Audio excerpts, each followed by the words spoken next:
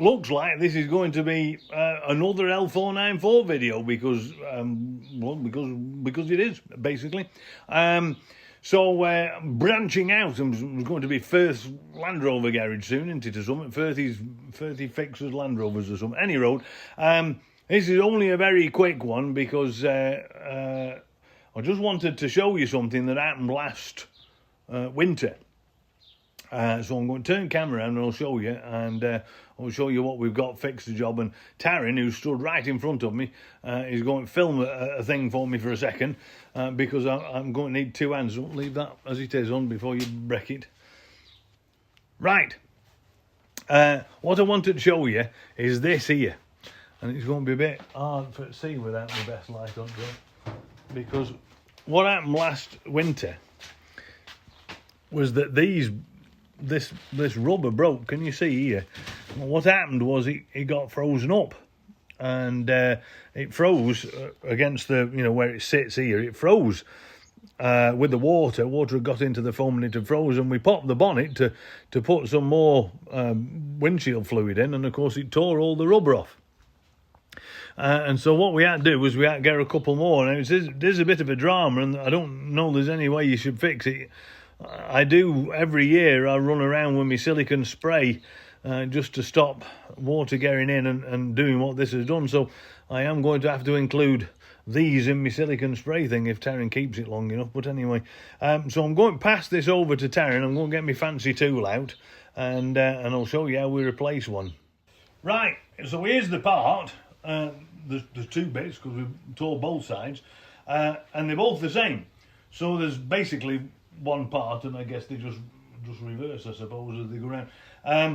It comes with these little clippy chaps on them, and you've got to sort of get a tool behind that, and we'll do that in a second. But I did want to just give you the part number so you know what we have to. So here's the part number, LR111065, and they're both the same. I'll only do one here, and because it's only a short video, isn't it? But what I'm going to do is I'm going to get my best tools out, and hopefully, I always struggle with these things. I'll try this one.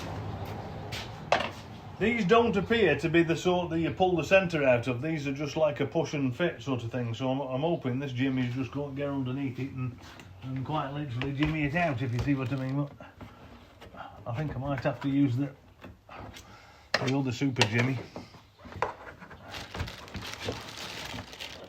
Oh, there you are. So this is the tool. Better if you had a right angle one, to be honest. You stay that way, hon, and I'll go and get me right angle dude.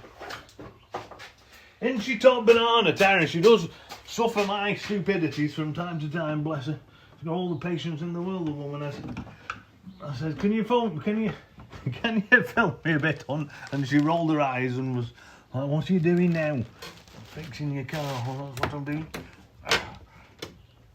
These are probably Land Rover's best clips.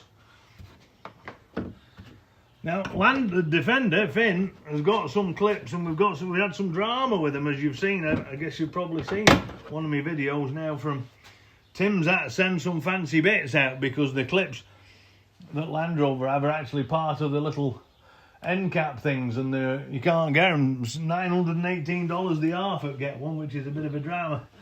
Don't need to do that, but Tim, this is a top shout out to Defender 3D. Tim makes some fancy clips and other bits and bobs for the... This weren't meant to be a promotional video. This was meant to be shoving me one of in here, but apparently Tim's got to mention. He sent me some clips, and he's also making some fancy bits for Defenders, and I've got one of his iPad mounts, which is outstanding. Actually, we went balloon hunting a couple of weeks ago. I'm going out again next week, and road were very rough because it weren't really a road, and I've got this thing that I was flying the drone with, and do you know the iPad mount, this is how good they are. I must have done 20 or 30 mile each day on the ground, bouncing around, and this screen never moved, bless him. So Tim makes top stuff. That's what I've got to say about Tim. And so the refitment is obviously the opposite of... Which way did that come out? Well, you had to pry them. Should have watched that or something. Let me have a look at the other side before I go and hoof this on the wrong way around. Okay.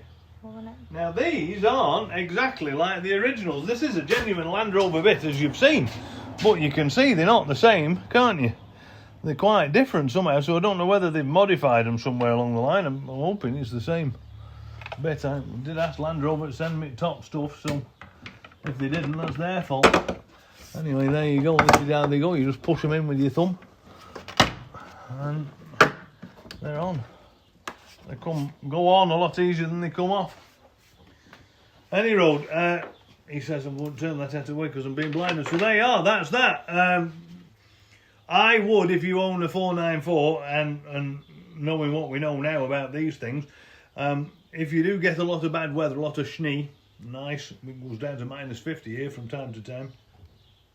If you get a lot of bad weather, I would suggest that when it's not frosty, you should pop the bonnet and silicone spray these with a... In fact, I'll do that while I've got the thing out and tearing, and I'll show you what to do. I go around all the door seals like this because the silicone spray stops the rubber from absorbing the water, and then the water can't freeze in the things. That makes the job better. So this is silicone spray, and this happens to be a 3-in-1 product. But this is just a silicone lubricant, and I spray it onto my rag, and you can spray it directly onto the thing if you want, and I just rub it into the... I mean, this is no good, we're coming into spring, isn't it? So it's not going to do any use here. But I just rub it in like this, and the silicone stops this rubber, or helps the rubber avoid soaking up water. Because what of course happened, as I mentioned earlier on, is that this has soaked up water and it had frozen to the bonnet.